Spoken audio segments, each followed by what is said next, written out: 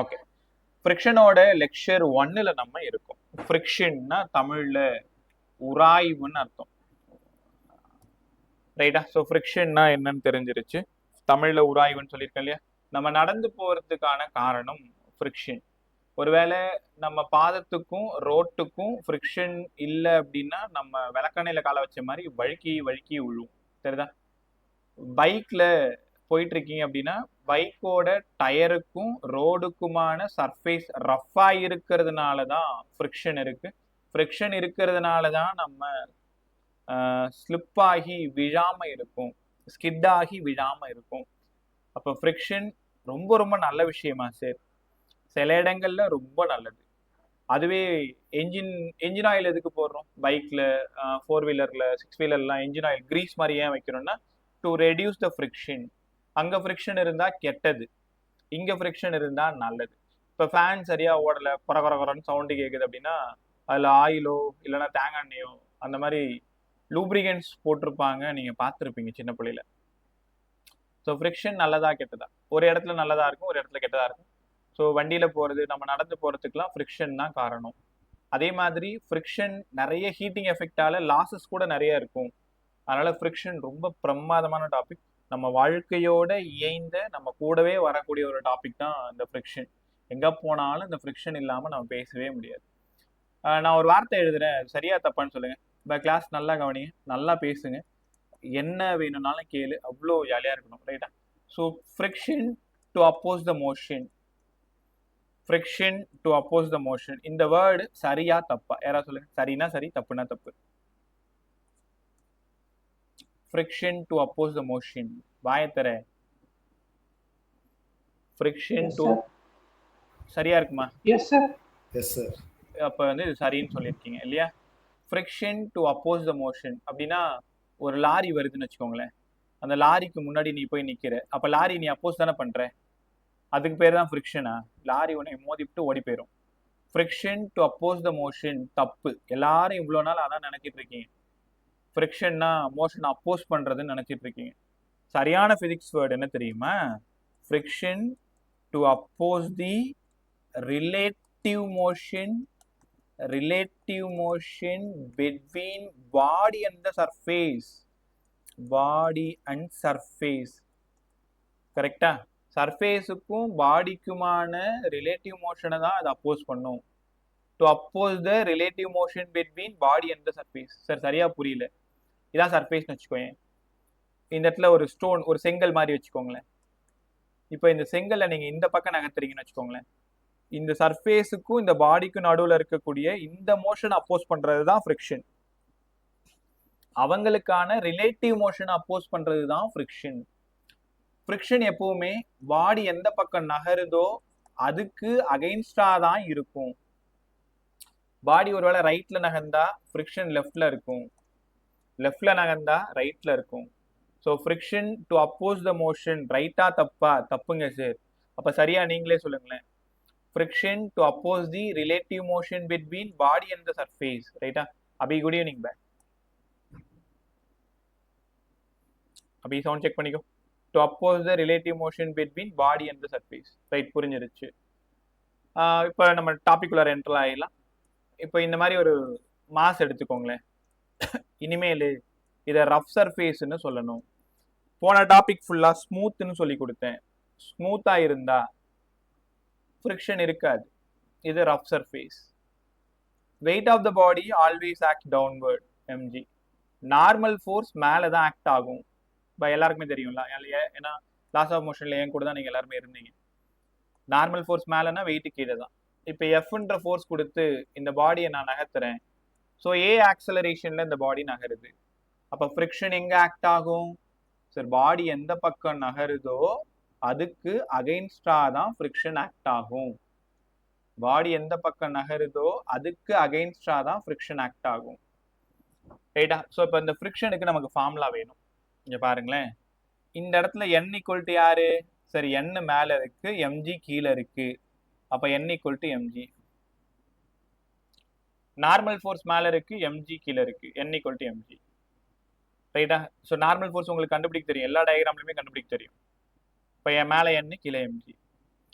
Friction is directly proportional to normal force. எல்லாரும் இந்த ஃபார்முலாவை நல்லா படிங்க. ஒன்றும் இல்லை, இங்கே ஃப்ரிக்ஷன் நிறைய வேணும்னா இங்கே நார்மல் ஃபோர்ஸ் அதிகமாக இருக்கணும். அப்படின்னா வெயிட் அதிகமாக இருக்கணும். அப்போ உனக்கே தெரியும் தானே, வெயிட் அதிகமாக இருக்கிற பாடிக்கு ஃப்ரிக்ஷன் நிறையா இருக்கணும். ரைட்டா? உனக்கு தெரியும்ல, ஒரு பாக்ஸ் இருக்குன்னு வச்சுக்கேன், ஒரு பாக்ஸை ரஃப் சர்ஃபேஸில் தள்ளுறதுனா எவ்வளோ கஷ்டம். அதே 2 டயரை போட்டு ஓட்டி விடு, ஈஸியாக போயிடும்ல. இது ரோலிங் மோஷன். அப்போ வெறும் ஃப்ளோரில் மட்டும் அந்த பாக்ஸை நீங்கள் கொண்டு போறீங்கன்னா எவ்வளோ கஷ்டப்படணும். காரணம் ஃப்ரிக்ஷன். ஸோ ஃப்ரிக்ஷனுக்கும் நார்மல் ஃபோர்ஸுக்கும் டைரக்ட்லி ப்ரப்போர்ஷனல். இந்த டாபிக்கோட ஆரம்பம் இங்கே தான் நடக்குது. இங்க இருந்து தான் இந்த லெசன் ஃபுல்லாவே ஸ்டார்ட் ஆகுது. அப்ப எல்லாரும் ஒரு நிமிஷம் டைம் எடுத்து கூட படி. Friction is directly proportional to normal force. Friction is directly proportional to normal force. Normal force நிறைய இருந்தாதான் ஃப்ரிக்ஷன் நிறைய இருக்கும். ஒன்றும் இல்லை, இந்த மாதிரி ஒரு பாக்ஸ் இருக்கு, இந்த பாக்ஸ் மேல நீ ஏறி உட்காந்துங்க, அப்ப ஃப்ரிக்ஷன் அதிகமா தானே ஆகும், கஷ்டமா தானே இருக்கும் எடுக்கிறதுக்கு. அப்ப நார்மல் ஃபோர்ஸ் அதிகமா இருந்தா ஃப்ரிக்ஷன் அதிகமா இருக்கு. அப்ப friction equal to some constant into normal force. BGM ஓட ஒரு ஆள் உள்ள வராரு, இவர் தான் இந்த டாபிக்கோட ஹீரோ. மியூ. யார் சார் அவன்? இப்போ உங்களுக்கு தெரியும் தான், இந்த சிம்பிளோட பேரு மியூ. 10th பசங்களாம் இருக்கீங்க, அதனால சொல்றேன் மியூ. இந்த சிம்பிளோட பேரு மியூ. மியூனா யாருங்க சார்? இங்க கோஎஃபிஷியன்ட் ஆஃப் ஃப்ரிக்ஷன், இல்லைன்னா ஒரு ஃப்ரிக்ஷனோட கான்ஸ்டன்ட், ஃப்ரிக்ஷனல் கான்ஸ்டன்ட். மியூ வந்து கோஎஃபிஷியன்ட் ஆஃப் ஃப்ரிக்ஷன். புரிஞ்சிருச்சு? அப்ப இனிமேல் எஃப் கேட்டாலே உங்களுக்கு மியூ என் தான் ஞாபகம் வரணும். எந்த டாபிக் வந்தாலும் முதல்ல மியூ என் தான் ஞாபகம் வரணும். அதுக்கப்புறம் தான் என் யாருன்னு சொல்லணும். So F equal to mu N. அப்ப எஃப்க்கு பதிலா மியூ, எண்ணுக்கு பதிலா எம்ஜி. அப்போ இந்த டயக்ராமோட ஃப்ரிக்ஷன் ஃபார்ம்லாம் மியூ எம்ஜி. இங்க மனப்பாடம்லாம் பண்ண முடியாது. அவங்க ஒரு டயக்ராம் கொடுப்பாங்க, அந்த டயக்ராமுக்கு நீங்க தான் எஃப் கண்டுபிடிக்கணும். ஆனா ரொம்ப சிம்பிள். எஃப் வேணும்னா மியூ என், அவ்வளவுதானே. எஃப் வேணும்னா மியூ என். எண்ணுக்கு பதிலாக அங்க என்ன இருக்கு, ஃபர்ஸ்ட் ஃபார்ம்ல எல்லாம் படிச்சுக்கோங்க. Mu MG. அப்ப மியூ யாருங்க sir? Coefficient of friction. M யாருங்க sir? Mass of the body. G யாரு? Acceleration due to gravity. F equal to mu MG. Mu MG. சூப்பரா இருந்துச்சா? ஸோ இப்போ ஃபர்ஸ்ட் கேட் ஓப்பன் பண்ணிட்டு நீங்க உள்ள வந்துட்டீங்க. இப்போ அடுத்தடுத்த டயக்ராமுக்கு எப்படி நீங்க என் கண்டுபிடிக்கணும்னு சொல்லித்தரேன், பொறுமையா பார்த்துக்கிட்டே. இது ஒரு inclined plane, angle of inclination theta. ஒரு பாடி இங்க இருக்கு, weight of the body always acts downwards, mg. மேல இருந்து இந்த பாடி ஸ்லைட் ஆகுதுன்னு வச்சுக்கலாமா? இந்த பாடி இப்ப இந்த இடத்துல இருந்திருக்கு, இன்க்ளைன்டு பிளேன்ன்றதுனால. நீங்க பார்க்ல எல்லாம் பார்த்துருப்பீங்கல்ல, பார்க்ல எல்லாம் சின்ன சின்ன குழந்தைங்க இந்த சர்க்கஸ் விட்டு விளையாடுமே, நீங்க கூட விளையாண்டுருப்பீங்க சின்ன குழந்தையா இருக்கும்போது. ரைட்டா? இப்ப போய் விளையாண்டா உடச்சிக்கோம், பெரிய பசங்க ஆயிட்டோம்ல நம்ம. ஸோ மேல இருந்து ஸ்லைட் ஆகும்போது ஃபாஸ்டா வலிக்கு விடுதுன்னு வச்சுக்கோங்களேன். ஸோ அப்போ ஃப்ரிக்ஷன் இங்கே ஆக்ட் ஆகுதுன்னு வச்சுக்கலாமா? ஃப்ரிக்ஷன். நான் இப்பதான் சொன்னேன், பாடி ஒருவேளை மேல இருந்து கீழே வந்தா ஃப்ரிக்ஷன் அகைன்ஸ்டா இருக்கும், கீழே இருந்து மேல போனா ஃப்ரிக்ஷன் அகைன்ஸ்டா இருக்கும். மோஷன் எந்த பக்கம் இருக்கோ அதுக்கு அகைன்ஸ்டா தான் ஃப்ரிக்ஷன் இருக்கும். சரிங்க சார். நார்மல் ஃபோர்ஸ் மேல இருக்கு, இந்த இடம் தீட்டானா ஷியரா இந்த இடமும் தீட்டான்னு லாஸ்ட் டாபிக்ல நம்ம படிச்சிருந்தோம். இது எம்ஜி, அதனால எம்ஜி காஸ் தீட்டா. இந்த இடம் எம்ஜி சைன் தீட்டா. ரைட்டா? உங்களுக்கு ரிசால்வ் பண்ண தெரியும். எங்க தீட்டா இருக்கோ அங்க காஸ் போடணும், எங்க தீட்டா இல்லையோ அங்க சைன் போடணும். இப்ப என் மேல இருக்கு, எண்ணுக்கு ஈக்குவலா இங்க யார் இருக்கா? MG cos theta. கத்துக்கிட்டீங்களா?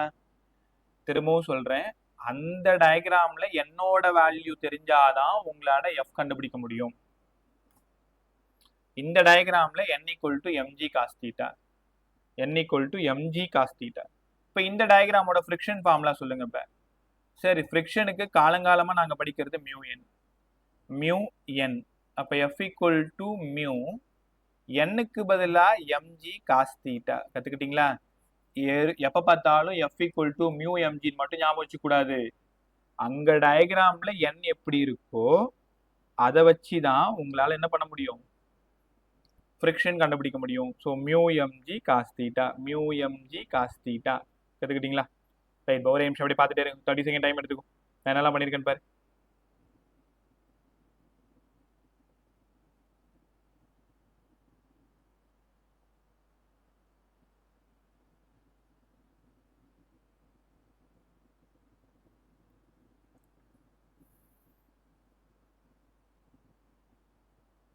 ஸோ இந்த ரிட்டன் நோட்ஸ் உங்கள் குரூப்பில் போட்டிருக்கேன். ஃப்ரிக்ஷன் வந்து இதில் லாஸ்ட்டாக இருக்கும். ஃப்ரிக்ஷன்ற டாபிக் லாஸ் ஆஃப் மோஷனில் எண்டில் இந்த டாபிக் இருக்கும், பார்த்துக்கோங்க. ரைட்டா? ஸ்மூத் பற்றி தெரிஞ்சாதான் உங்களால் இதை கற்றுக்க முடியும். ஓகே, இப்போ நான் 2 விஷயம் பண்ண போகிறேன். ஒன்று புஷ்ஷிங், இன்னொன்று புல்லிங். அங்கே நம்மள ஃப்ரிக்ஷன் கண்டுபிடிச்சிடலாமா? இப்போ எல்லாருக்குமே என் கண்டுபிடிக்க தெரியுதா? என் இருக்க வேண்டிய இடத்துல நேராக எம்ஜி காஸ்தீட்டா இருக்கு. அப்போ எஃப் ஈக்குவல் டு மியூ என். போன டயக்ராமில் எண்ணுக்கு பதிலாக எம்ஜி பாருங்க. போன டயக்ராமில் எண்ணுக்கு பதிலாக எம்ஜி, இந்த டயக்ராமில் எண்ணுக்கு பதிலாக எம்ஜி காஸ்தீட்டா. அப்போ ஃப்ரிக்ஷன் ஃபார்முலா பெரிய விஷயம் இல்லை. ஃப்ரிக்ஷன் வந்து எஃப் ஈக்குவல் டு மியூ என்னு உனக்கு நல்லா தெரியும். அந்த சுச்சுவேஷன்ல என் யாரு, அந்த எண்ணை எப்படி கண்டுபிடிக்கிறது, அதுதான் விஷயம். ரைட், நான் இப்போ என்ன பண்ண போறேன்னா ஒரு பாடியை புல் பண்ண போறேன், ஒரு பாடியை புஷ் பண்ண போறேன், இழுக்க போறேன், தள்ள போறேன். எது ஈஸியா இருக்கும்னு நீங்க எனக்கு சொல்லுங்க. நான் முதல்ல கேள்வியை உங்ககிட்ட கேட்டுறேன், யாராவது பதில் சொல்லுங்க, அப்புறமா டாபிக்ல இருப்பேன். ஒரு பாடியை பிடிச்சி நான் புல் பண்றேன், இது வந்து புல்லிங். அதே பாடியை புஷ் பண்றேன், தள்ளி விடுறேன், இது வந்து புஷ்ஷிங். எது ஈஸியா இருக்கும்னு நினைக்கிறீங்க? புல்லிங்கா புஷ்ஷிங்கா? Pulling sir. புஷ்ஷா புல்லா? Pushing sir. புஷ்ஷிங்னு ஒரு பதில் வந்திருக்கு. புல்லிங்கா? ஏய் நான் தானே, பேசுங்க. உடனே கடிச்சா திங்க போறாங்க. புஷ்ஷிங் தான் ஈஸியா இருக்குன்னு சில பேர் சொல்றீங்க. புல்லிங், யாராவது புல்லிங் சொல்ற ஆட்கள் இருக்கீங்களா? பிரதீப், உன்னோடது புல்லிங்கா புஷ்ஷிங்கா? புல்லிங். புல்லிங். கிருத்திக் புல்லியா புல்லிங்கா? Yes sir. ரைட், சரி பா. சில பேர் புல்லிங் சொல்லியிருக்கீங்க, சில பேர் புஷ்ஷிங் சொல்லியிருக்கீங்க. எது ஈஸி எது டஃப்னு ஆன்சரை நீயே பார்த்து தெரிஞ்சுக்கோ. முதல்ல நான் என்ன பண்ண போறேன்னா புல் பண்ண போறேன். ஃபர்ஸ்ட் ஒரு பாக்ஸ் புல் பண்ணா ஃப்ரிக்ஷன் எப்படி இருக்கும், புஷ் பண்ணா ஃப்ரிக்ஷன் எப்படி இருக்கும், இதெல்லாம் நல்லா கற்றுக்குங்க. செம்ம ஜாலியாக இருக்கும் டாபிக்லாம் பாருங்க. மாஸ் ஆஃப் த பாடி வழக்கம் போல M. Weight of the body always acts downwards, mg. Normal force எப்பவுமே மேலே தான் இருக்கும். இந்த இடம் தான் ஹரிசாண்டல் லைனு. நான் புஷ் பண்ணுறது இந்த டைரக்ஷனில் புஷ் பண்ணுறேன், அதாவது ரோப் கட்டியோ இல்லைனா எப்படியோ நான் புஷ் பண்ணுறேன். தெரியுதா? ஒரு பாக்ஸ் மாதிரி இருக்கு. சின்ன பிள்ளைலாம் நாங்கள் தேர் செஞ்சு விளாடுவோம். அப்போ என்ன பண்ணுறோன்னா அந்த தேர் மாதிரி அழகாக சின்ன சின்ன ஸ்டிக் எடுத்து செஞ்சுட்டு ஃப்ரண்ட்டில் ஒரு ரோப் மாதிரி கட்டி இழுத்துட்டு போய் விளாடுவோம். ஒரு வீடுகிட்ட போயிட்டு சாமி வந்துருச்சுன்னு சொல்லிட்டு சின்ன பிள்ளையா இருக்கும், before 3rd standard 2nd standard படிக்கும் போதெல்லாம்.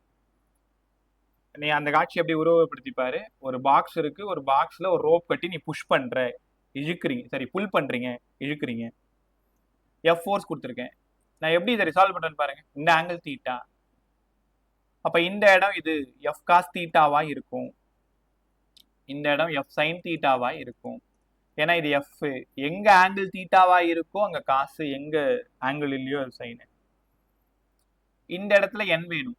இப்ப என்ன பண்ணணும்னா எல்லாரும் என்ன பாரு, நேராக மேலே என், எஃப் சைன் தீட்டாவும் மேலதான் இருக்கு, எம்ஜி கீழே தான் இருக்கு. ஒத்துக்கிறீங்களா? இது எப்படி எஃபிடி எழுதணும்னு தெரியும் தானே. என் மேல இருக்கு, எஃப் சைன் தீட்டா மேல இருக்கு, அதனால ரெண்டும் ஒரே டைரக்ஷன்ல இருக்கிறதுனால பிளஸ். எம்ஜி கீழே இருக்கு, டவுன்வர்ட். நான் என்ன தேடி தான் போயிட்டு இருக்கேன், n equal to MG minus F sine theta. Sir சூப்பரா எழுதிட்டீங்க.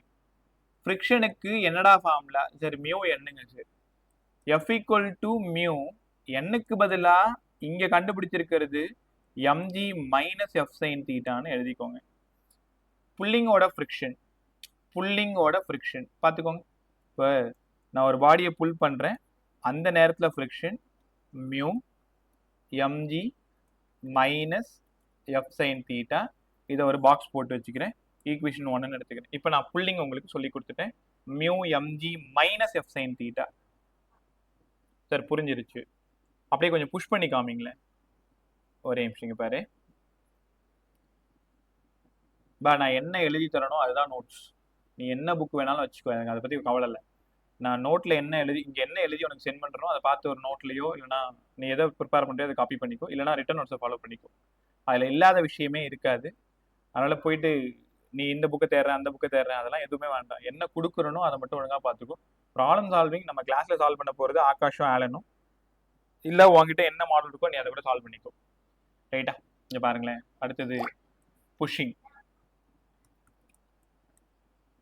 புஷ்ஷிங்னா வழக்கம் போல் mass of the body M, weight of the body downward MG, normal force acts upwards. நான் புஷ் பண்றது இந்த டைரக்ஷன்ல புஷ் பண்றேன், தெரியுதா? பாக்ஸோட இந்த கார்னரை பிடிச்சி தள்ளுறேன்.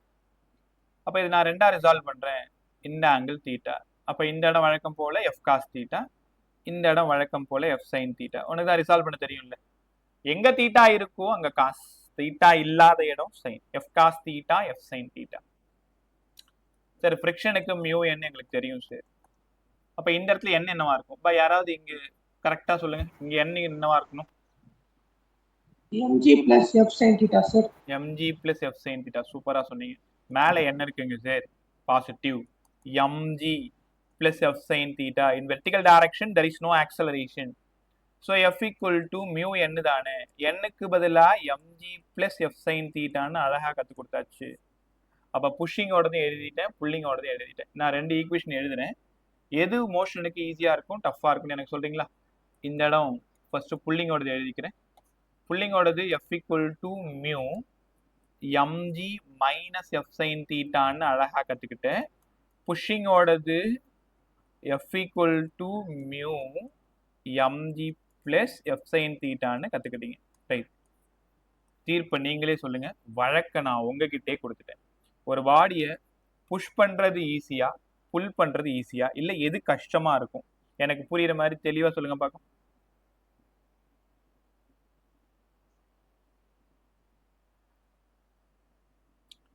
என்னாச்சு எல்லாம் உள்ளதானே இருக்கே, பதில் சொல்லு. புஷ்ஷிங் ஈஸியா, புல்லிங் ஈஸியா? Pulling sir. Pulling sir. ஏன் புல்லிங் ஈஸி?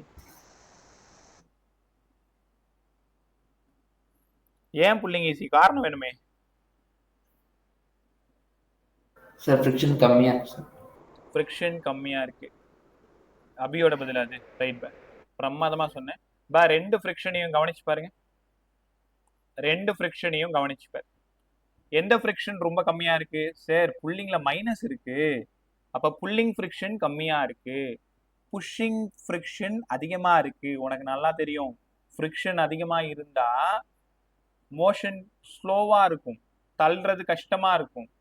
அப்ப இந்த இடத்துல கடைசியா ஒரு லைன் நம்ம ஒரு முடிவுக்கு வரணும். Pulling is easier than pushing. ஒத்துக்கிறீங்களா? புல்லிங்னா ஈஸியா இருக்கும், புல்லிங்னா ஈஸியா இருக்கும். யாரை விட? புஷ்ஷிங்கை விட. தள்ளுறது ஈஸியா, இழுக்கிறது ஈஸியான்னு கேட்டா புல்லிங்னா ஈஸி, புஷ்ஷிங்னா கஷ்டம்.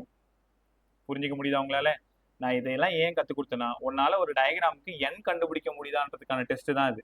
இதெல்லாம் அப்ளிகேஷன் கொஸ்டின் தாராளமாக கேட்பாங்க, சம்மே கேட்பாங்க. அப்படியே எம் கொடுத்துருவாங்க, எஃப் கொடுத்துருவாங்க, கொடுத்துட்டு வேல்யூ கொடுத்துட்டு கேட்பாங்க. பட் என்னன்னா, இதை மனப்பாடம்லாம் பண்ண முடியாது. இப்போ இதுதான் ஃபார்முலான்லாம் உங்களால் கண்டிப்பாக பண்ண முடியாது. ஸோ வெறும் மியூ எம்ஜிலாம் வச்சு ஒன்றும் பண்ண முடியாது. எஃப் ஈக்குவல் டு மியூ என், இது மட்டும் தான் உனக்கு தெரியணும். அந்த சிச்சுவேஷனுக்கு உங்களால் என் எழுத தெரியணும். சரிதா? அந்த இடத்துல உங்களுக்கு என் எழுத தெரியணும். என் வெறும் எம்ஜியா, எம்ஜி காஸ் தீட்டாவா, இந்த இடத்துல எம்ஜி பிளஸ் எஃப் சைன் தீட்டாவா, எம்ஜி மைனஸ் எஃப் சைன் தீட்டாவான்னு சொல்லிட்டு அந்த சிச்சுவேஷனுக்கு நீங்கள் என் எழுத தெரிஞ்சாதான் உங்களால் ஃப்ரிக்ஷன் நல்லா படிக்க முடியும். அதனால தான் இப்போ ரிப்பீட்டர் உட்படவே இந்த டாப்பிக்கு கஷ்டப்படுறதுக்கு காரணம் அதுதான். பட் எனக்கு ஒரு பெரிய ஹோப் உங்கள் மேலே, எல்லாருமே நல்லா ஃபிசிக்ஸ் கற்றுக்குறீங்க. ஸோ சொல்லி கொடுத்தா புரிஞ்சுக்கிறீங்க, பிரச்சனை இல்லை. அப்போ எஃபிடி எழுத கற்றுக்கணும். அப்வேர்டில் இருந்தால் ப்ளஸ்ஸு, டவுன்வேர்டில் இருந்தால் மைனஸு. ஆக்சலரேஷன் இருந்தால் போட்டுக்கோ, இல்லைன்னா zero. In vertical direction there is no acceleration. அதனால தான் n plus f sin theta equal to இங்கே mgன்னு வந்துருச்சு. ஆக்சலரேஷன் மேலே போகுது, பாடி கீழே வருதுன்னா equal to product of mass into acceleration வந்திருக்கும். ரைட்டா பா? இது வரைக்கும் எல்லாருக்கும் கிளியரா? யாருக்காவது திரும்ப சொல்லணுமா? மேலே அபியில இருந்து கீழே வர்ஷிகா வரைக்கும் டவுட் இருந்ததுன்னா ஹேண்ட் ரைஸ் பண்ணு, இல்லைன்னா சார்னு கூப்பிடு. சார் திருப்பி ஒரு தாட்டி FBD டயக்ராம் பார்த்து திருப்பி சொல்ல முடியுமா? FBD கேட்குறீங்களா? ஆமாம் சார். ஒரே நிமிஷம், ஒரு சிம்பிளாக சொல்லி கொடுத்துறேன், அதை வச்சு எல்லாத்துக்கும் அப்ளை பண்ணிக்கலாம். ஒன்றும் இல்லைப்பா. இங்கே பாரு, ஓகே சார். ஒரு பாடி இருக்குன்னா இந்த பாடி மேலே பாடி பொறுத்து ரெஸ்ட்ல இருக்குன்னு வச்சுக்கோங்க. அப்போ ரெண்டு ஃபோர்ஸ் தானே ஆக்ட் ஆகுது உனக்கு தெரியுது. ஒன்று கிராவிடேஷனல் ஃபோர்ஸ் டவுன்வர்ட், இன்னொன்று அப்வர்டில் நார்மல் ஃபோர்ஸ். இது புரியுதா? Yes sir. ஃப்ரீ பாடி டயக்ராமோட பேசிக் என்னன்னா, நெட் ஃபோர்ஸ் வேணும்னா product of mass into acceleration. இப்போ இங்க எத்தனை ஃபோர்ஸ் ஆக்ட் ஆகுறதா உனக்கு தெரியுது? சும்மா பேசு, ஜாலியா பேசு. யார் யாரு? 2 force sir. அதான் யார் யாரு? N N அப்புறம் mg sir. mg. n எங்க இருக்கு? அப்வர்டா? Upward sir. mg எங்க இருக்கு? டவுன்வர்டா? Downwards. அப்ல இருந்தா பிளஸ், டவுன்ல இருந்தா மைனஸ், மேல n கீழே mg. அப்ப ரெண்டு ஃபோர்ஸ் தான் ஆக்ட் ஆகுது, நெட் ஃபோர்ஸ். இந்த இடத்துல ஆக்சிலரேஷன் இருக்குன்னு நினைக்கிறீங்களா? இங்க ஆக்சிலரேஷன் எவ்வளவு? பாடி நகரல, 0. அப்ப n minus mg equal to 0, n equal to mg. கத்துக்க முடியுதா? Okay sir. ரைட். அப்ல இருந்தா பிளஸ், டவுன்ல இருந்தா மைனஸ். லெஃப்ட்ல நெட் ஃபோர்ஸ் போட்டுக்கோ, ஆக்சிலரேஷன் இருந்தா ரைட்ல போட்டுக்கோ, இல்லனா 0 போட்டுக்கோ. சரிதா? Okay sir. Thank you right. sir. Okay. அடுத்தது டைப்ஸ் ஆஃப் ஃப்ரிக்ஷன் உள்ள போகுமா? லெசனோட ஒரு 20% இல்ல ஒரு 10-15% நம்ம முடிச்சிட்டோம். 2 கிளாஸ் போதும், ஃபாஸ்டா எடுத்துடலாம் அந்த லெசன். நிறைய சம் போடணும். முதல்ல இந்த லாஸ் ஆஃப் மோஷன், ஃப்ரிக்ஷன் இது வரைக்கும் நான் முடிச்சிட்டு அப்புறம் தான் சம் போடலான்னு இருக்கேன். சொல்ல அந்த கான்செப்ட் படிச்சுட்டே வந்துரு. 23-24 தான் ஆலன் பசங்களுக்கு எக்ஸாம் நினைக்கிறேன். அதுக்கு முன்னாடி எல்லாம் முடிச்சு கொடுத்துறேன். Types of friction. சார் ஃப்ரிக்ஷன்ல எத்தனை டைப் இருக்கு? கொஞ்சம் கான்சியஸா இருந்தாதான் இப்ப பேச போறதெல்லாம் உனக்கு தெரியும். டைப்ஸ் ஆஃப் ஃப்ரிக்ஷன் மொத்தம் 3 ஃப்ரிக்ஷன் பத்தி பேச போறீங்க. ஒன்னு ஸ்டாட்டிக் ஃப்ரிக்ஷன். இன்னும் நிறைய இருக்கு. Dry friction, fluid friction, internal ஃப்ரிக்ஷன்லாம் இருக்கு. நமக்கு இருக்கிறது ட்ரை தான். ஃப்ளூயிட் வந்து அப்புறமா படிப்போம், 11th தான் படிப்போம், எண்ட்ல படிப்போம். அதனால ரொம்ப போட்டு குழப்பிக்காது. Types of friction: dry friction, fluid friction, internal friction 3 இருக்கு. இப்போதைக்கு ட்ரை தான் படிக்கிறேன். அந்த ட்ரைல 3 இருக்கு. என்னங்க சார் இது? ஒன்னு ஸ்டாட்டிக் ஃப்ரிக்ஷன், இன்னொன்னு டைனமிக், இல்லைன்னா கைனட்டிக். இருக்கும், உனக்கு வாயில எது நுழையுதோ இல்ல எது ஈஸியா இருக்கோ அதை ஞாபகம் வச்சுக்கோ. Dynamic, kinetic. ரைட்டா? மூணாவது ஃப்ரிக்ஷனு ரோலிங். ரோலிங் ஃப்ரிக்ஷன் ரொம்ப ரொம்ப கம்மியா இருக்கும், நமக்கு சிலபஸ்ல ஒண்ணுமே அது கிடையாது. அதனால ரோலிங் ஃப்ரிக்ஷன் நீ படிக்கணும்னு அவசியம் இல்லை. ஸ்டாட்டிக்கும் டைனமிக்கும் தான் ரொம்ப ரொம்ப இம்பார்ட்டன்ட். ஸ்டாட்டிக் ஃப்ரிக்ஷன்னா என்ன, டைனமிக் ஃப்ரிக்ஷன்னா என்ன, இதை உங்களுக்கு முழுசா புரிய வைக்கிறதுக்கு எனக்கு 10 நிமிஷம் வேணும். அந்த 10 நிமிஷமும் 100% நீ கிளாஸ்குள்ளார இருந்து நான் சொல்றதெல்லாம் உன் காதுக்குள்ள நுழைஞ்சு உன் மூளைக்குள்ளார போய் சேர் போட்டு உட்காந்தாதான் உனக்கு அது புரியும். கொஞ்சம் சார் ரோலிங் ஃப்ரிக்ஷன் ஆனா புக்ல கொடுத்துருக்காங்க சார். அதுல ஒண்ணுமே இல்லைன்னு சொல்றேன், வேற ஒண்ணும் இல்லை. படிக்கணும்னா டைனமிக் பார்த்தா அதே மாதிரி தான் ரோலிங் இருக்கும். ஒன்றும் இல்லை.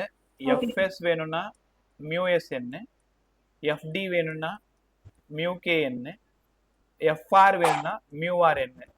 ரோலிங் ஃப்ரிக்ஷன்ல ரொம்ப ரொம்ப ஃப்ரிக்ஷன் கம்மியா இருக்கும், நெக்லிஜிபிள் மாதிரி இருக்கும். அதனால பெரிய விஷயம் ஒன்றும் இருக்காது. அதுக்கான காரணம் மட்டும் தான் பேசுவோம். அதை நான் பேசுறேன் உங்ககிட்ட.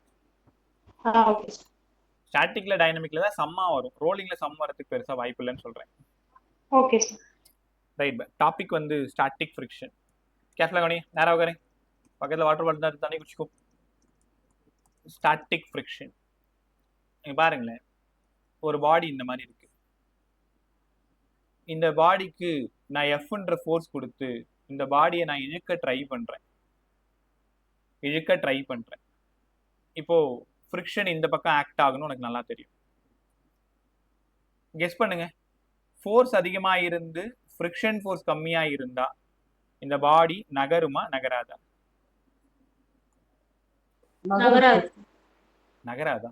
Capital F. அர்ஜுன் குடி, நீங்க நகரும்.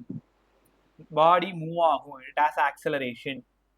எஃப் பெருசா இருந்து எஃப் சின்னதா இருந்தா, அதாவது ஃப்ரிக்ஷன் ஃபோர்ஸ் கம்மியா இருந்தா அந்த பாடி மூவ் ஆகும். ஓகே.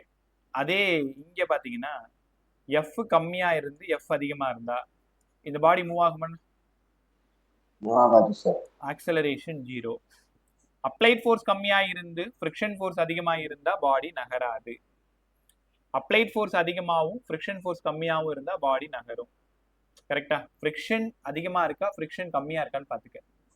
ஃப்ரிக்ஷன் கம்மியா இருந்தா நகரும், ஃப்ரிக்ஷன் அதிகமா இருந்தா நகராது. கத்துக்கிட்டீங்களா? ஓகே. நகரும் பொழுது படிக்கிறது கைனடிக் ஃப்ரிக்ஷன், நகராத பொழுது படிக்கிறது ஸ்டாட்டிக் ஃப்ரிக்ஷன். உனக்கு இப்போ ஓரளவுக்கு நீங்க உள்ள வந்திருப்பீங்க. சரி, பாடி நகராத பொழுது நாங்க படிக்கிறது ஸ்டாட்டிக் ஃப்ரிக்ஷன், மூவ் ஆகும் பொழுது படிக்கிறது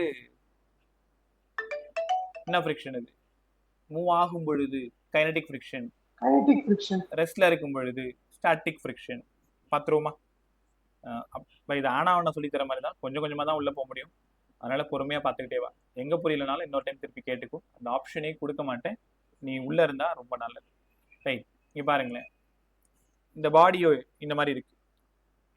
வாட் இஸ் ஸ்டாட்டிக் ஃப்ரிக்ஷன் கேட்டாங்கன்னா, இட் இஸ் டென்ஸ் டு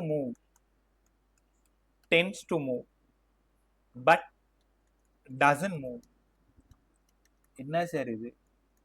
பாடி நகர முயற்சிக்கும் ஆனா நகராது. வாழைப்பழ கதை மாதிரியே இருக்கு பாருங்க. பாடி நகர முயற்சிக்கும் ஆனாலும் பாடி நகராது. அந்த நகராத வரைக்கும் இருக்கு பாத்தீங்களா, அதுதான் ஸ்டாட்டிக் ஃப்ரிக்ஷன். ரொம்ப நேரமா வாய் ரொம்ப ஜாஸ்தி பேசிட்டு இருக்கீங்க, உள்ள வாங்கல. என் மேல இருக்கு, எம்ஜி கீழே இருக்கு.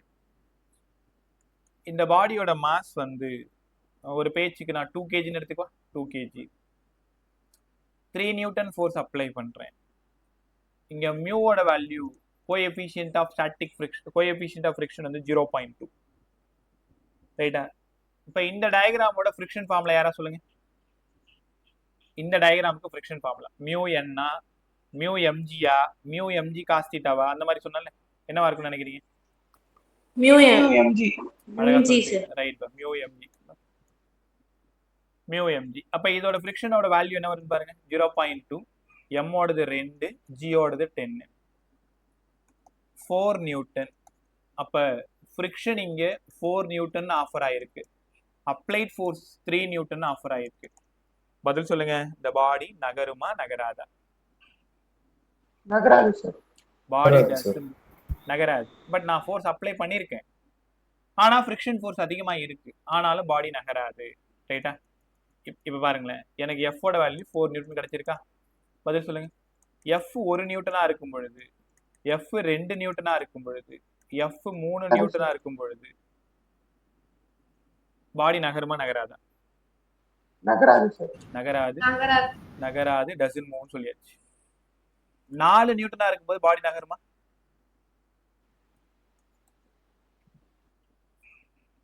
Applied force 4 newton. பா, உனக்கு என்ன தோணுதோ சொல்லு, நான் தான் நகராது.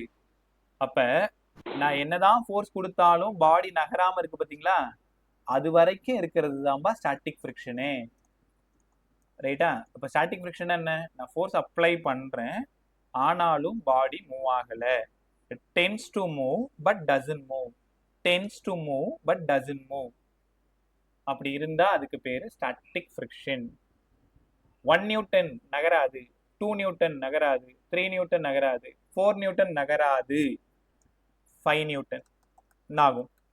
6 நியூட்டன் என்ன ஆகும்? நகரும். அப்ப நகரும்னா அது என்ன ஃப்ரிக்ஷனா மாறிடுது? கீழே கைனடிக் ஃப்ரிக்ஷன். கைனடிக் ஃப்ரிக்ஷனா மாறிடுது. அழகா சொல்றீங்க எல்லாருமே, கைனடிக் ஃப்ரிக்ஷனா மாறிடுது. அப்ப இது வரைக்கும் இருக்கிறது ஸ்டாட்டிக் ஃப்ரிக்ஷன். எந்த இடத்துல, அதாவது அப்ப இந்த 4 நியூட்டன் இருக்கு இல்லையா, இந்த 4 நியூட்டன் தான் வேற யாரும் இல்ல, which is maximum static friction. பாருங்க, இந்த வார்த்தையில எவ்வளவு அர்த்தம் இருக்கு பாரு. இதுக்கு மேல ஃப்ரிக்ஷன் கொடுக்கவே முடியாது, கொடுத்தா கைனடிக்கா மாறிடுது, மதிலுக்கு அந்தாண்ட ஜம்ப் பண்ணிடுது. இப்ப வரைக்கும் மதில், இந்த கிரிட்டிக்கல்னு ஒரு வார்த்தை சொல்லுவாங்கல்ல, நிறைய சினிமாக்கள்ல நீங்க பார்த்துருப்பீங்க. யாராவது ரொம்ப எமர்ஜென்சியா ஹாஸ்பிட்டல் அட்மிட் ஆயிருப்பாங்க, ஒருத்தர் வேகமா ஓடி வந்து டாக்டர் எப்படி இருக்காருன்னு கேட்பாங்க. சிச்சுவேஷன் கிரிட்டிக்கல்னு ஒரு வார்த்தை அங்கதான் நானும் கத்துக்கிட்டேன். என்ன நிறைய விஷயங்கள் படம் பார்த்து தானே தெரிஞ்சுக்கிறோம்ல. கிரிட்டிக்கல்னா ஒன்று பொழைச்சி வரலாம், இல்லைன்னா போய் சேரலாம். ரைட்டா? நீங்களாம் டாக்டரான பிறகு நிறைய சொல்லக்கூடிய வார்த்தை வந்து கிரிட்டிக்கல். சிச்சுவேஷன் கிரிட்டிக்கல் அப்படின்னா மதில் மேல இருக்கிற பூனை மாதிரி இந்த பக்கமும் குதிக்கலாம், அந்த பக்கமும் குதிக்கலாம். அந்த 4 நியூட்டன்றது கிரிட்டிக்கல் ஸ்டேட்னு அர்த்தம். It is a maximum static friction. அப்ப 1ல இருந்து 4 வரைக்கும் இருக்கிறதா static, which is doesn't move. அது வரைக்கும் மூவ் ஆகாது, tense to move but doesn't move. அதுக்கப்புறம் வந்தா அது என்ன ஆரம்பிச்சிருது, நகர ஆரம்பிச்சிருது. சரி, இப்போ ஃப்ரிக்ஷன் 4 நியூட்டன் வந்துச்சு இல்லையா, இனிமேல் தான் ஆட்டம் ரொம்ப சூப்பரா இருக்கும். அப்படியே வாங்கலேன், பதில் சொல்லுங்க. இன்னொரு வார்த்தை நான் உங்களுக்கு அழகா சொல்லித்தரேன். It is self adjusting force. Static friction is nothing that is self adjusting force. Sir புரியலையே, செல்ஃப் அட்ஜஸ்டிங்னா இப்போ எஃபோடது 4 நியூட்டன் எங்களுக்கு ஆன்சர் வந்துருச்சு. அப்ளைட் ஃபோர்ஸ் 1 நியூட்டன் கொடுக்குறேன், அப்ளைட் ஃபோர்ஸ் 2 நியூட்டன் கொடுத்து பார்க்குறேன், 3 கொடுத்து பார்க்குறேன், 4 கொடுத்து பார்க்குறேன். 1 நியூட்டனா இருக்கும்போது ஃப்ரிக்ஷன் என்னவா இருக்கும், 2ஆ இருக்கும் பொழுது, 3ஆ இருக்கும் பொழுது, 4ஆ இருக்கும்போது ஃப்ரிக்ஷன் என்னவா இருக்கும்? யாராவது கெஸ் பண்ணுங்க, சொல்லுங்க பா.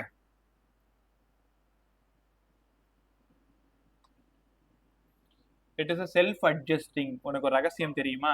என்னதான் நம்ம ப்ராப்ளம் சால்வ் பண்ணி ஆன்சர் 4ன்னு வந்தாலும் உடனே நீங்க அப்ளைட் ஃபோர்ஸை பார்க்கணும்.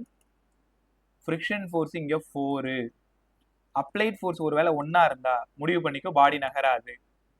இப்ப பாடி நகராதுன்னா எல்லாரும் காதை என்கிட்ட கூட, பாடி நகராது அப்படின்னா நீ ஃப்ரிக்ஷன் அப்ளைட் ஃபோர்ஸ் எவ்வளவு கொடுத்தியோ அதுதான் ஆன்சரா டிக் பண்ணணும். 4 வந்திருக்குன்ட்டு போயிட்டு 4 டிக் பண்ணக்கூடாது. நான் சொல்றது உனக்கு புரியுதா?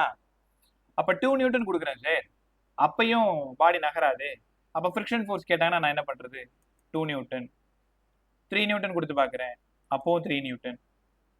4 நியூட்டன் கொடுத்து பார்க்குறேன், அப்பவும் 4 நியூட்டன். 5 நியூட்டன் கொடுத்தாதான் இந்த ஃப்ரிக்ஷன் மாறும். இன்னும் கீழே போயிடும், 3.5 3 அந்த மாதிரி போயிடும். ஏன்னா நகர ஆரம்பிச்சிருச்சு. நகர ஆரம்பிச்சிச்சுன்னா ஃப்ரிக்ஷன் குறைஞ்சிரும். அதுதான் இன்னும் கொஞ்ச நேரத்தை சொல்லித்தரேன். அதனாலதான் இட் இஸ் செல்ஃப் அட்ஜஸ்டிங். முதல்ல இந்த முடிவுக்கு வாங்க. செல்ஃப் அட்ஜஸ்டிங்னா என்னதான் ஆன்சர் 4ன்னு வந்தாலும் நீங்க அப்ளைட் ஃபோர்ஸை பார்க்கணும். இந்த ஃப்ரிக்ஷன் ஃபோர்ஸை விட அப்ளைட் ஃபோர்ஸ் கம்மியா இருந்தா அப்ளைட் ஃபோர்ஸ் தான் ஆன்சரா டிக் பண்ணணும். காதுல விழுந்துதா? ஒருவேளை ஃப்ரிக்ஷன் ஃபோர்ஸை விட அப்ளைட் ஃபோர்ஸ் அதிகமா இருந்தா ஃப்ரிக்ஷன் ஃபோர்ஸ் தான் ஆன்சரா டிக் பண்ணணும். சார் ஒண்ணுமே புரியல, குழப்பி விட்டீங்க. நிறைய பேரோட மைண்ட் வாய்ஸ் அதான் நினைக்கிறேன். தோ தெளிவுபடுத்துறேன். ஒரு 2 சம்மா போட்டு காட்டினா ஈஸியா நீங்க பிடிச்சிப்பீங்க. இங்க பாருங்க, 3 kg 0.15 மியூவோட வேல்யூ. Applied force 4 newton. Option A வந்து 4.5, பி வந்து 4, சி வந்து 3, டி வந்து 5. இப்போ ஆன்சர் டிக் பண்ண சொல்றாங்க. காலங்காலமா நீட்ல கேட்குற ரொம்ப இம்பார்ட்டன்ட் மாடல். இதோட ஃப்ரிக்ஷன் ஃபோர்ஸுக்கு என்னங்க சார் ஃபார்முலா? எங்களுக்கே தெரியும் சார், ஃபார்முலா மியூ எம்ஜி. மியூக்கு பதிலாக 0.14, என் வந்து M3, ஜி வந்து 10, 1.5 4.5 நியூட்டன். அப்போ நான் சால்வ் பண்ணும்போது எனக்கு 4.5 வந்துருச்சு. ஆன்சர் டிக் பண்ணுங்க. ஏ சார். ஏவா பியா? 4 நியூட்டன்னா ஆப்ஷன் பியா? ஏன் ஆப்ஷன் பி? 4.5. 4.5. ஏன் 4.5? 4 சார். புவிகிருஷ்ணனோடது 4. ஏன்னா ஃப்ரிக்ஷன் ஃபோர்ஸ் விட ஃபோர்ஸ் அங்க அப்ளைட் ஃபோர்ஸ் வந்து கம்மியா இருக்கு சார். அப்ளைட் ஃபோர்ஸ் கம்மியா, ஃப்ரிக்ஷன் ஃபோர்ஸ் அதிகமா இருக்கு. அதாவது இன்னும் பாடி நகரல. முடிவு பண்ணிட்டீங்களா? டேய் இந்த F greater than F, F less than F இங்கெல்லாம் போட்டு குழப்பிக்காத. எல்லாரும் அப்படியே கண்ணை திறந்து பாரு. இந்த பாடி நகருமா நகராதா? அதுக்கு ஒரு முடிவுக்கு வாங்க. நகராது சார். நகராதுன்னா F தான் ஆன்சர். கத்துக்கிட்டீங்களா? இவ்வளோ ஈஸி பாரு. எனக்கு இப்போ இந்த ஐடியா இப்போ தான் கிரியேட் ஆச்சு. நான் முன்னாடிலாம் இப்படி தான் சொல்லி கொடுத்துட்ருப்பேன். F less than F, F greater than F. So அதில் நிறைய குழப்பிக்கிறதுக்கு வாய்ப்பு இருக்கு. இப்போ ஒரு முடிவுக்கு வாங்க. இந்த பாடி நகருமா நகராதான்னு பார்த்துக்க. சார் நகராது அப்படின்னா அப்ளைட் ஃபோர்ஸ் தான் ஆன்சர். நகரும்னா உங்களுக்கு வந்த ஆன்சர் தான் ஆன்சர். சூப்பரா இருந்துச்சு. இன்னும் ஒரு 3-4 சம் போட்டு காட்டுறேன். தெரியாதவங்க தெரிஞ்சுக்கோங்க. 4வது சம் சால்வ் பண்ணும்போது எல்லாருக்கும் ஆன்சர் ஒழுங்கா வரணும். இண்டிவிஜுவலா கேட்கும்போது சொல்லணும், வாயை திறக்காது. இந்த மாஸ் வந்து 4 kg 0.15 நியூட்டன். 7 நியூட்டன் வந்து applied force. Find the friction ஃபோர்ஸ்னு கேட்குறேன். Option A 6 newton, B 7 newton, C 6.5 newton, D 4 newton. நீங்களே சால்வ் பண்ணி சொல்லலாம். வேணா ஹெல்ப் பண்றேன். Mu MG 6 newtons. 6 நியூட்டன் ஒரு பதில் வந்திருக்கு. வேற 6 நியூட்டன். ஹேனாவோடது 6, வாசனோடது 6. வேற சாயாதித்யா, உன்னோடது Varshika, Pradeep 6 newton sir. Arjun, Abi 6 newtons. 6 newton. Indiran, Kiruthik 6 newton sir. Thanesh, Dharani first option sir. First option 6 newton. Right பே. ஸோ எல்லாருமே சூப்பராக கற்றுக்கிட்டீங்க. நான் எதிர்பார்க்கவே இல்லை, ரொம்ப ஃபாஸ்ட்டாக கற்றுக்கிட்டீங்க. மியோட வேல்யூ 0.15, எம்மோடது 4, ஜியோடது 10. சால்வ் பண்ணிங்கன்னா 1.5 6 நியூட்டன். உடனே டன் டன் டன் டன் நீங்கள் போயிடுறீங்க. சரி, applied force 7, friction force 6. Applied force தான் ஜெயிச்சிருச்சு, பாடி நகர்ந்துருச்சு, எனக்கு வந்தது தான் ஆன்சர் 6 நியூட்டன். சூப்பராக டிக் பண்ணிட்டீங்க. ரைட்டா? ஓகே, பிரமாதம். இந்த சம் போட்டு போங்க. நாளைக்கே யாராவது ஸ்கூலில் உன் பக்கத்தில் உட்காந்துருப்பாங்க, அவங்களுக்கு இந்த சம்மை சொல்லிக் கொடு, இந்த கான்செப்டை சொல்லிக் கொடு. டே 1லேருந்து சொல்லிட்டு இருக்கேன், அதிகமாக ஃபிசிக்ஸ் கற்றுக் கொடுக்கும் பொழுது தான் நீங்கள் நல்லா கற்றுப்பீங்கன்ட்டு. 0.2 newton, 8 newton force, find the friction force. Option வேணாம், நீங்களே ஆன்சர் சொல்லுங்க. 8 Newton, sir. 8 newton. 8 Newton, sir. 8 newton. 8 newton. வேற 8 newton. 8 Newton. 8 Newton. 8 newton. Friction force வந்து 8 Newton, sir. 8 சார். ரைட் பே. இதோட ஆன்சர் என்ன வருது? Friction force 16, sir. 16. Friction force பே. Yes, sir. நல்லா பார்த்து சொல்லு. Friction force வந்து 8 தான், sir. 10, sir. 16. 10, sir. 10 நியூட்டன்ல. ஆமாம் பே. F = mu mg. F = mu mg. மியூக்கு பதிலாக 0.2, எம்முக்கு பதிலாக 5, ஜிக்கு பதிலாக 10. இந்த இடத்துல 2 ஆகிடும், 10 நியூட்டன். உடனே இங்கே பார்த்துறீங்க. சரி, F 10ஆ, இவன் நகரவே மாட்டான். இங்கே 10 நியூட்டன் இந்த பக்கம் பிடிச்சி இழுக்குது, 8 நியூட்டன் இந்த பக்கம் இருக்கு. அப்போ யார் ஜெயிக்கிறா? 10 நியூட்டன் தான் ஜெயிக்குது. பாடி நகராது. முடிவு பண்ணிட்டியா? நகராதுன்னா நீ என்ன கொடுத்தியோ அதான் ஆன்சர். அப்போ ஃப்ரிக்ஷன் ஃபோர்ஸ் 8 நியூட்டன் தான் டிக் பண்ணணும். எப்போ பார்த்தாலும் இங்கே தப்பு நடக்கிறதுக்கு நிறைய வாய்ப்பு இருக்கு. ஏன்னா உனக்கே தெரியும், எக்ஸாமில் போயிட்டு ஒரு சம் போடுறீங்க, டேட்டா எடுக்கிறீங்க, சப்ஸ்டியூட் பண்ணுறீங்க, சால்வ் பண்ணுறீங்க, ஆன்சர் வந்ததும் ஏதோ உலகத்தையே சாதிச்ச மாதிரி உனக்கு ஒரு ஃபீல் வரும் பாரு. நான் பார்த்துருக்கேன். அந்த நேரத்தில் பெரிய எனர்ஜி கிடைக்கும். பிரமாதமாக சம போட்டேன்னு ஒன்னையே நீ பாராட்டிக்கிற நேரம் வெளில வந்து பார்த்தா தான் தெரியும் நம்ம பண்ண தப்பெல்லாம். ஸோ இந்த 10 நியூட்டன் தான் அந்த பதட்டத்துலையும் அந்த எக்ஸைட்மெண்ட்லையும் உடனே என்ன பண்ணிடுது? போய் 10 நியூட்டன் டிக் பண்ணி விட்டுறது. யோசிக்கிறது கிடையாது. இந்த பாடி நகராதுன்னா அப்ளைட் ஃபோர்ஸ் தான் ஆன்சரு. இப்போ உனக்கு புரிகிற மாதிரி நீங்கள் எழுதிக்கோங்க. பாடி நகராதுன்னா அப்ளைட் ஃபோர்ஸ் தான் ஆன்சராக டிக் பண்ணணும். பாடி நகரும். ரைட்டா?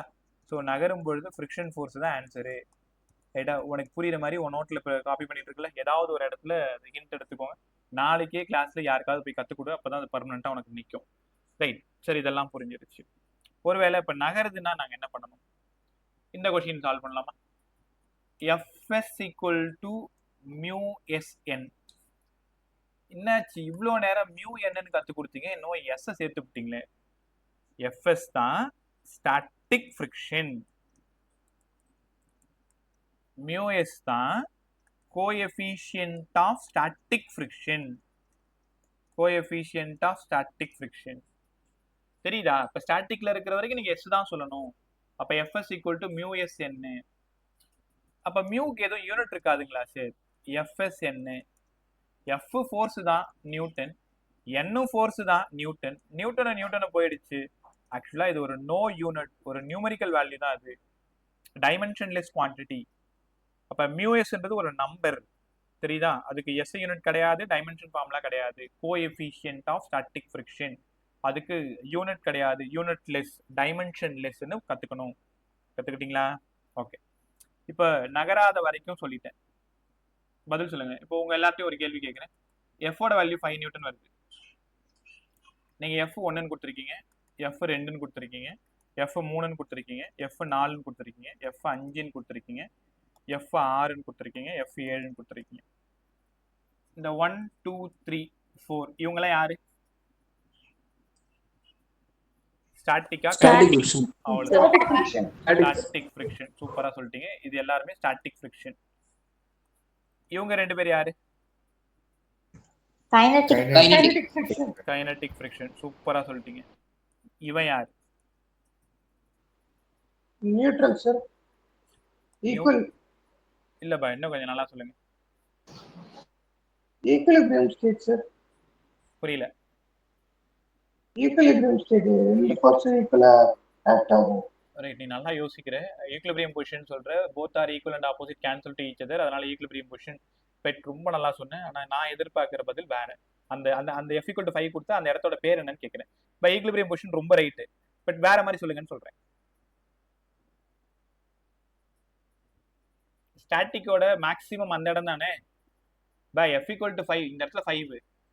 அப்போ இந்த 5 கொடுத்துக்கிற ஆமா, அதனால தான் Fs max is equal to maximum force sir. Fs max is equal to 5 Newton. அதுதான் சொல்றேன். அப்ப Fs மேக்ஸிமம்ன்றது தான் நீங்க 5ன்னு எடுத்துக்கணும். இங்க பாருங்களேன், இந்த ஃப்ரிக்ஷனுக்கு அப்ளைட் ஃபோர்ஸ் ஈக்குவல் ஆனா அந்த இடத்த இனிமேல் நீங்க எப்படி கூப்பிடணும்னா மேக்ஸிமம் ஸ்டாட்டிக் ஃப்ரிக்ஷன்னு கூப்பிடணும். அப்படி இல்லைன்னா வேற ஒரு பேர் வச்சிடலாமா, லிமிட்டிங் ஃப்ரிக்ஷன்னு கூப்பிடணும். Limiting friction. So maximum static friction இல்லைனா லிமிட்டிங் ஃப்ரிக்ஷன். இனிமேல் அந்த இடம் வந்தாலே நீங்க அதான் சொல்லணும். அப்ப நீங்களே புரிஞ்சுக்கோங்க, மேக்ஸிமத்தை தாண்டிட்டாலே இந்த கைனடிக் ஃப்ரிக்ஷனோட வேல்யூ குறைஞ்சிரும். இது வரைக்கும் 5 இருக்கா, இப்போ தாண்டிடுச்சுன்னா 4 ஆயிடும், 3 ஆயிடும், அந்த மாதிரி ஆயிடும். பார்த்துருவோமா? இப்போ நம்ம அந்த இடத்துக்கு போறோம். ஸ்டாட்டிக் ஃபுல்லா முடிச்சிட்டேன். Body tends to move but doesn't move. யாராவது இப்போ கிளாஸ் டீச்சரே கிளாஸ் எடுக்கிறாங்கன்னா வாட் இஸ் ஸ்டாட்டிக் ஃப்ரிக்ஷன் கேட்டாங்கன்னா, சார் பாடி நகர முயற்சி பண்ணும், நகராது. ரைட்டா? It is tends to move but doesn't move. Tends to move but doesn't move. Right? அடுத்தது கைனடிக் ஃப்ரிக்ஷன் சொல்லி கொடுங்க சார். கைனடிக் ஃப்ரிக்ஷன்ல பாடி நகரும் பொழுது, மூவ் ஆகும் பொழுது ஆஃபர் ஆகக்கூடிய friction, the friction offered when the object என்ன ஆகிறது, நகர்றது, மூவ் ஆகும் பொழுது ஆஃபர் ஆகிறது, அதுக்கு பேரு கைனடிக் ஃப்ரிக்ஷன். வழக்கம் போல F = μn தான். கைனடிக்கா இருக்கிறதுனால ஒரு K போட்டுக்கலாம். கைனட்டிக், டைனமிக் விருப்பம் தான். FK வந்து μkn. அதே யூனிட் தான். μk no unit, μk no dimension formula, no dimensional formula. இதெல்லாம் ஓகே சார். இப்போ இதுக்கு பதில் சொல்லுங்க. இப்போ இவ்வளோ நேரம் உனக்கு புரிதலுக்காக கொஞ்சம் கொஞ்சமா உள்ள வந்துகிட்டே இருந்தேன். இப்போ நீங்களும் ஓரளவு நல்லா உள்ள வந்துட்டீங்க. இப்போ அடுத்த மாடல் போகும்பொழுது இன்னும் சூப்பரா இருக்கும்னு வச்சுக்கோங்க. அது மாதிரி எங்க புரியலனாலும் சார் புரியல இன்னொரு டைம் கற்றுக் கொடுங்கன்னு கேட்டுரு. Right bye. ஸோ இந்த மாஸ் வந்து 3 kg. இனிமேல் அவங்க கொடுக்கும் பொழுது μsன்னு ஒரு வேல்யூ கொடுப்பாங்க 0.2, μkன்னு ஒரு வேல்யூ கொடுப்பாங்க 0.15. உங்களுக்கு தெரியுமா, μs தான் எப்பவுமே கிரேட்டரா இருக்கும் μkவை விட. மறந்துடாத, உலகமே தலைகீழ திரும்பினாலும் μk பெருசா ஆகாது, எப்பவுமே μs தான் பெருசா இருக்கும். அதே மாதிரி இன்னைக்கு கத்துக்கிறது தான் Fs தான் பெருசா இருக்கும் Fkவை விட. உனக்கு தெரியுதா, ஸ்டாட்டிக் ஃப்ரிக்ஷனை விட கம்மியா இருந்தாதான் பாடி நகரும்.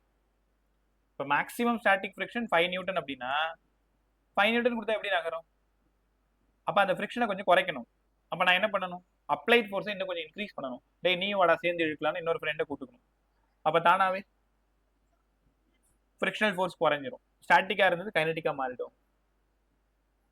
கற்றுக்கிட்டீங்களா? ட்ரை பண்ணுவோமா? ஸோ இந்த கொஷினோட Fs வேணும், இந்த கொஷினோட Fk வேணும்.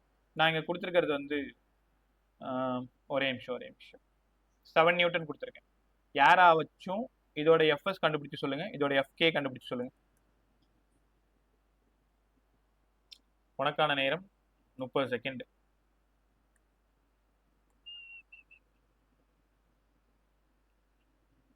Fs 7 sir. Fs 7 Fs வந்து 6 sir. Fs 6 sir. Fk Fk வந்து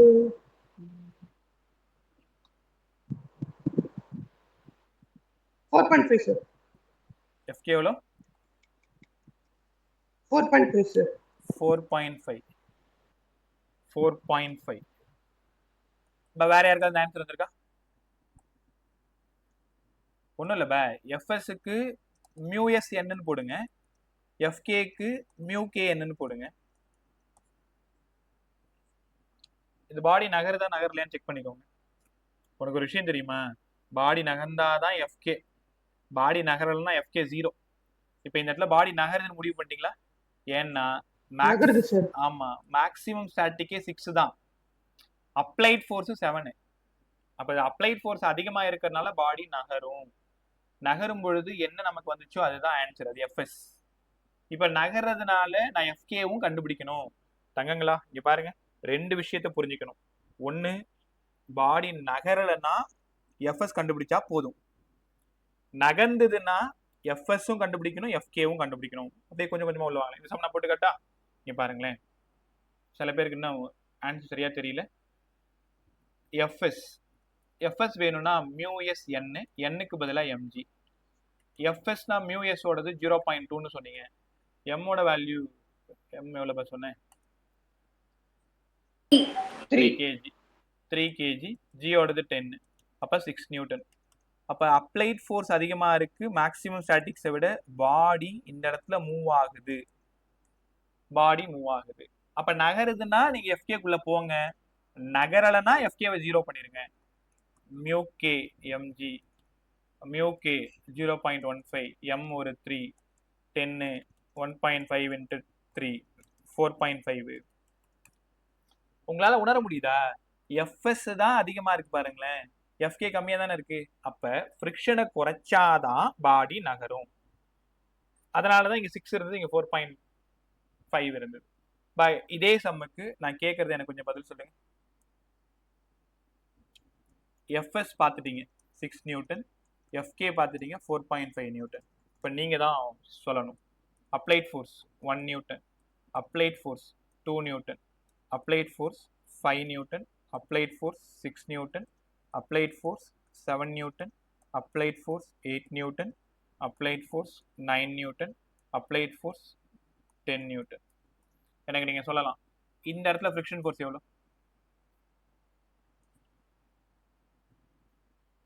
நான் அப்ளைட் ஃபோர்ஸ் 1 நியூட்டனா கொடுக்கும் பொழுது ஆன்சர் என்ன? ஆப்ஷன்ல நீங்க என்ன டிக் பண்ணணும்? 1 சார். 1 தான் டிக் பண்ணணும். ஏன்னா it is self adjusting force. உனக்கு புரிஞ்சிருச்சா? ஆன்சர் 6 வந்திருக்கு, ஆனா அப்ளைட பாக்குறேன் 1 தான் இருக்கு. இப்ப பாடி நகரலன்னா அப்ளைட் ஃபோர்ஸ் என்னவோ அதுதான் ஆன்சர். அப்ப 2 இருக்கும் பொழுது ஃப்ரிக்ஷன் ஃபோர்ஸ் 2 நியூட்டன். 5 இருக்கும் பொழுது ஃப்ரிக்ஷன் ஃபோர்ஸ் 5 நியூட்டன். 5 நியூட்டன். 6 இருக்கும் பொழுது 6 நியூட்டன் சார். 7 இருக்கும் பொழுது 6 இருக்கும் பொழுது 6 நியூட்டன். 7 இருக்கும் பொழுது அப்ளைட் 6.5 4.5 4.5 நியூட்டன். 4.5. என்னாச்சு உங்களுக்கு? நான் என்ன சொன்னேன்? பாடி நகர்ற வரைக்கும் தான் மேக்ஸிமம் ஸ்டாட்டிக்ஸ். யாரும் இந்த 7 நீங்க கவனிக்கலையா? 7 நியூட்டனா பாடி நகருது. ஏன்னா அப்ளைட் ஃபோர்ஸ் இங்க பாரு அதிகமா இருக்கு பாரு, ஃப்ரிக்ஷனை விட 6 விட அதிகமா இருக்கு. அப்ப பாடி நகருது. 7 நியூட்டன் கொடுக்கும்போது 4.5, 8 கொடுக்கும்போது 4.5 சார். அதே 4.5 தான் சார். 9 கொடுக்கும்போது 4.5 சார். 10 கொடுக்கும்போது 4.5 சார். இந்த இடத்துல இருந்து நீங்க ஒரு விஷயம் சொல்லணும். எனக்கு என்ன சொல்ல விரும்புறீங்க? இது வந்து கைனடிக் ஃபிரிக்ஷன். அது ரைட். கைனடிக் ஃபிரிக்ஷன் எப்பவுமே Kinetic friction is always lesser than static friction. அது ஓகே. இன்னும் நல்லா வேற மாதிரி Sir remains constant. அவ்வளவுதான். சூப்பரா சொல்லிட்டீங்க. கைனடிக் ஃபிரிக்ஷன் எப்பவுமே மாறாது.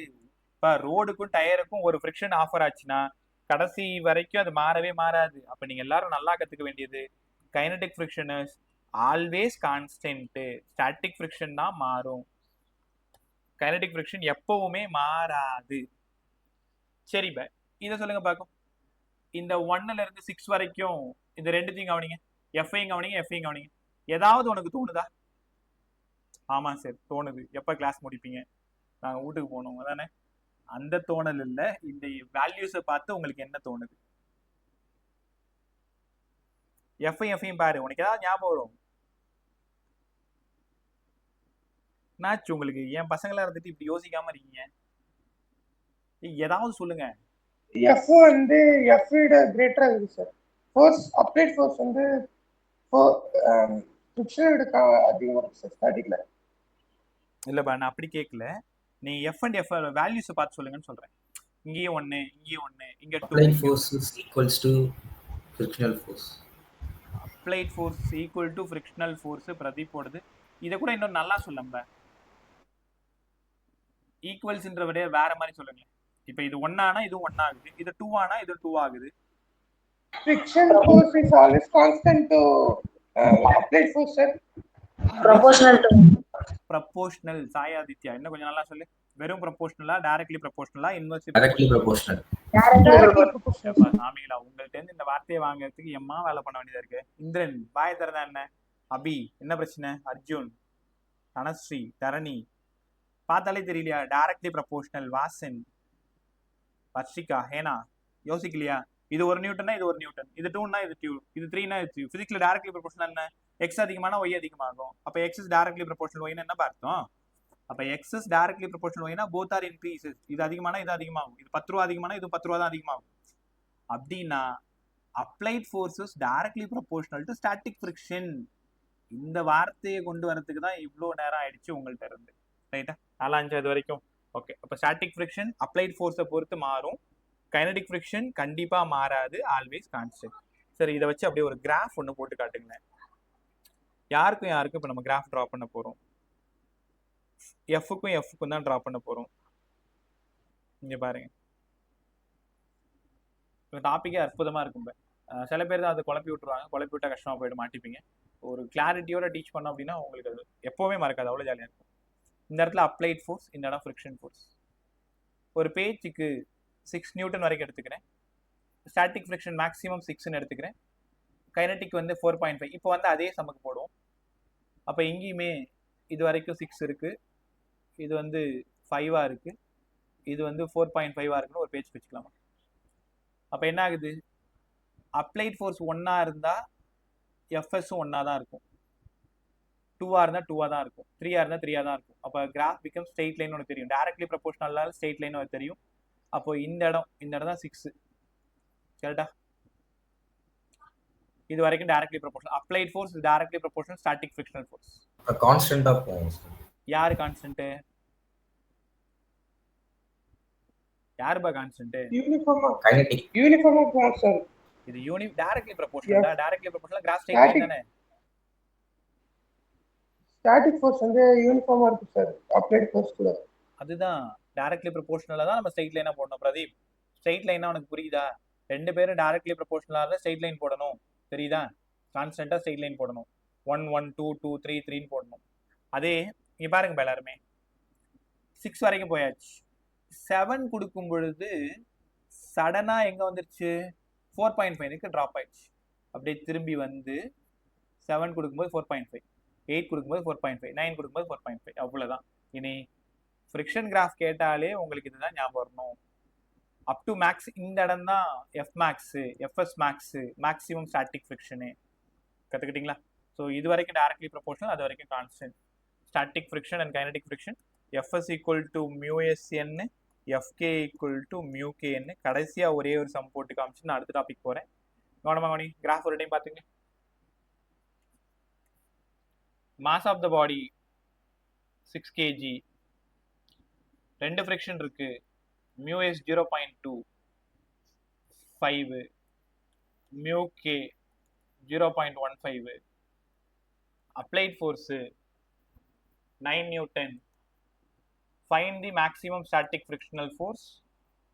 Find the friction force. Find இது fs, இது fmax, fk. எனக்கு மூணுத்துக்கும் பதில் வேணும். Sir, FS 9 sir. fs 9 Yes sir. fs F 9, max 9 sir. F max 9. 9, fk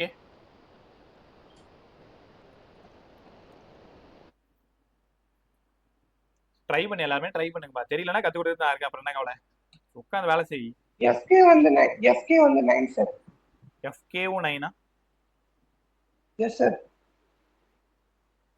பாடி நகருதானே கொஞ்சம் பாரு.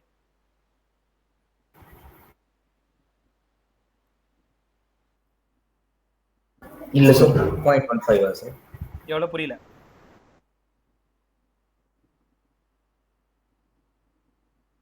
FK 9 தான் சார் வருது. FK 9. வேற ஏன் இவ்வளவு தடுமாறுறீங்க? இவ்வளவு நேரம் அழகா கத்து கொடுத்தீங்க. ஜீரோஸ். யார் ஜீரோ? FK. FK 0. ஏன் 0? நகரல. பாடி மூவ் ஆகல. பாடி மூவ் ஆகல. ஸோ பாடி மூவ் ஆகல, அதனால FK 0. இங்க ஒரு வேல்யூ கொடுப்பாங்க, உனக்கு ஒரு ஆன்சர் வரும், எல்லா வேலையும் பார்ப்பாங்க, அது ஆப்ஷன்லயும் ஏ ஆப்ஷனா இருக்கும், நீ போனதும் டக்குன்னு டிக் பண்ணி மாட்டிப்ப. அதான் சொல்றேன்ல, பாடி நகருதான்னு முதல்ல செக் பண்ணுங்க. முதல்ல எஃப்எஸ் மேக்ஸ் கண்டுபிடிங்க. எஃப்எஸ் மியூஎஸ் எம்ஜி, மியூஎஸ் வந்து 0.25, எம்எஸ் 6, ஜி வந்து 10. அப்ப 2.5 into 6 9 நியூட்டன். Apply 15 sir. புரியல பா. 15 நியூட்டனா சார்? FS வந்து 15 சார். எது 15 newton? F max. F max ஏன் 15 வரணும்? FS தான் சார் 15. ஏன் 15 வரும்னு கேக்குறேன். FS 25 into 6. ஏய் 25 into 6 ஏன்டா வரப்போகுது? 2.5 into 6 தானே வரணும். 2.5 into 6 சார். எவ்வளோ? ஓ ஆமா, ஓ இது 15 வரணுமா? சாரி பா. அப்ப எஃப்எஸ் வந்து 15 newton. Maximum static friction 15 newton. கத்துக்கிட்டீங்களா? ஆனா இங்க கொடுத்துருக்கிறது 9 தான். அப்ப ஸ்டாட்டிக் ஃப்ரிக்ஷன் 9, எஃப்எஸ் மேக்ஸிமம் வந்து 15, பாடி நகரல, கான்ஸ்டன்டா இருக்கு, அதனால எஃப்கே 0. பா இவ்வளோ தெளிவு இருக்கணும். ஆப்ஷன்ல 9 தான் டிக் பண்ணணும். ஒருவேளை அவங்க மேக்ஸிமம் ஸ்டாட்டிக்னு கேட்டாதான் 15 டிக் பண்ணணும். ஃபைண்ட் த ஃப்ரிக்ஷன்னா 9 தான் டிக் பண்ணணும். ஃபைண்ட் த கைனடிக்னு கேட்டாங்கன்னா 0 தான் டிக் பண்ணணும். தெரியுதா? ஸோ இவ்வளோ விஷயம் இருக்கு. இங்க என்னதான் டைரக்டா ஆன்சர் வந்தாலும் நம்மளால ஒன்றும் பண்ண முடியாது. அந்த கொஷினை வச்சுக்கிட்டு தான் சால்வ் பண்ண முடியும். இதுல எஃப்எஸ் என்ன வருது? 15 வருது. அப்ளைட் பார்க்குறேன் 9. அப்ப பாடி நகராது. ஸ்டாட்டிக் ஃப்ரிக்ஷன் எவ்வளோ? 9 தான். ஏன்னா நகரல, எஃப் தான் வந்து ஆன்சரு. நகரலனாலே இவன் 0.15 கொடுத்துருப்பான். நீ உடனே எஃப்கே போட்டு மியூகே என்னன்னு போட்டுறாது. நகர்ந்தாதான் எஃப்கேக்கு நீ போகணும். நகரலாம் எஃப்கேக்கு போகக்கூடாது. கத்துக்கிட்டீங்களா? ரைட் பா.